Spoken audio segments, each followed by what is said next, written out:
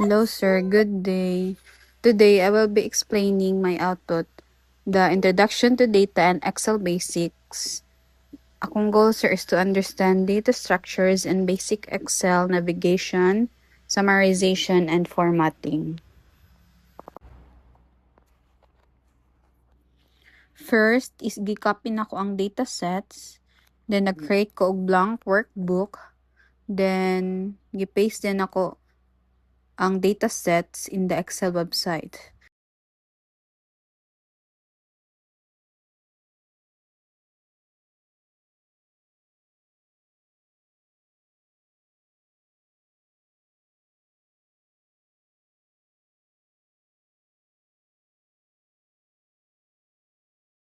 Then, pag human-an na, proceed na din ta sa mga exercise. Ang first exercise is the basic calculation. Na nag-create ko og new column, mo na siya ang total sales, then copy the formula which is the equal E2 F2 para makuha ang total sa quantity ug ang unit price in order to get the total sales.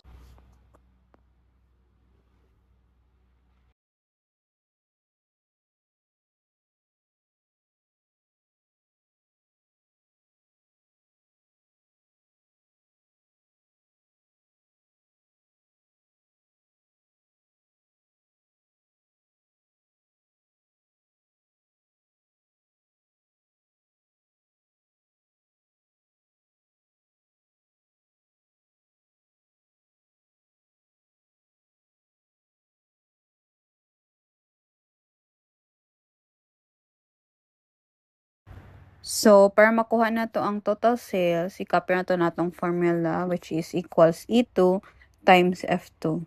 So, automatic na dayon na siya og results sa F column ug E column nga. Mato-ato ang gi-formula nga. E2 i-times dito sa F2. Match automatic na. So, pag human-an na, let's proceed to the exercise 2 which is summarization. So, for the summarization, at the bottom of the data, kinahanglan na to i-calculate ang core metrics. So, una, we need to get the total item sold ug ang average order value. Ug ang last is the number orders.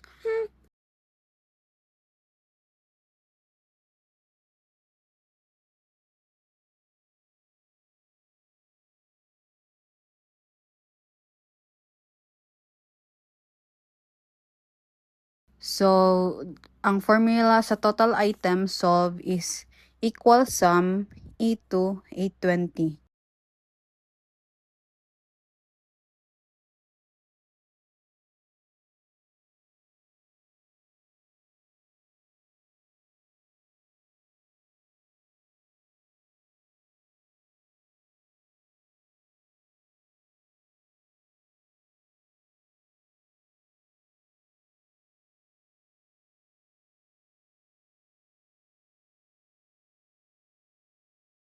So, for the average of their value, ang formula is equal average G2 G20.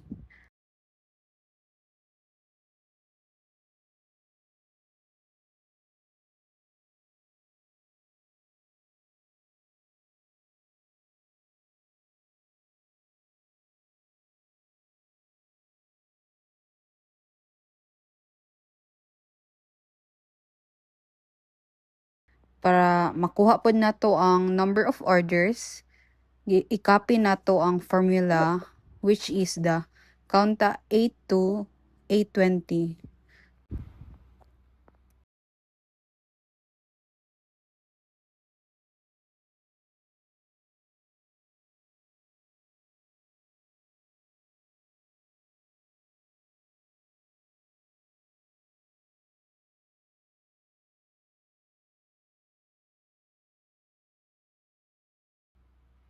So karon proceed na ta sa exercise 3 which is sorting and filtering.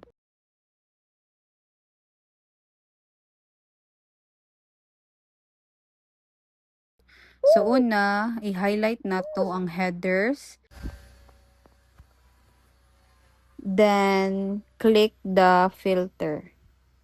Ang kaning filter, magpakita rin siya sa mga laptops, computers.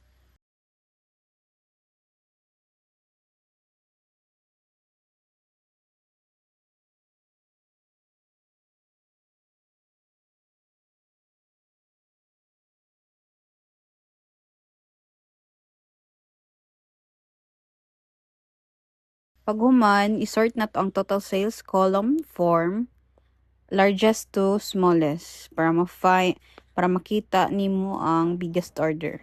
Then pag human na, proceed na din ta sa exercise 4. The conditional formatting or visualizing data. Ang atong goal is to learn how to quickly spot trends and outliers without reading every numbers.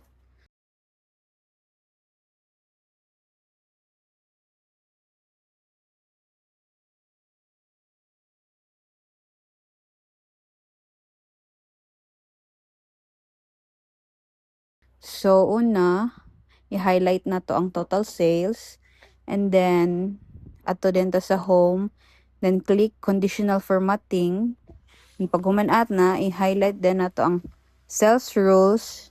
Then, click the greater than. Then, i-highlight dayon ng any sales over $100 with green fill o dark green text.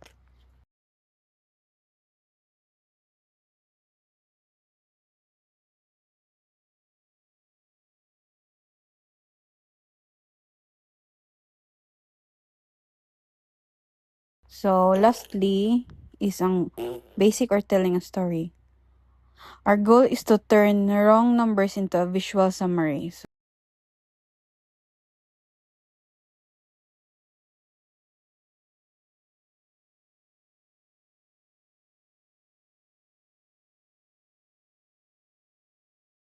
So, una, i-highlight na to ang product column.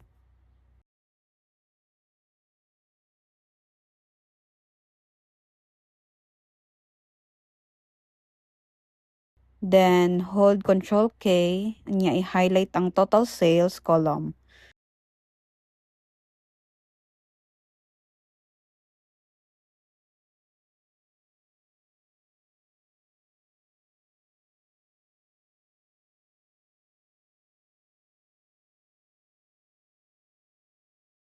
So, ato din sa insert and recommend the chart. Tapos, select clustered column.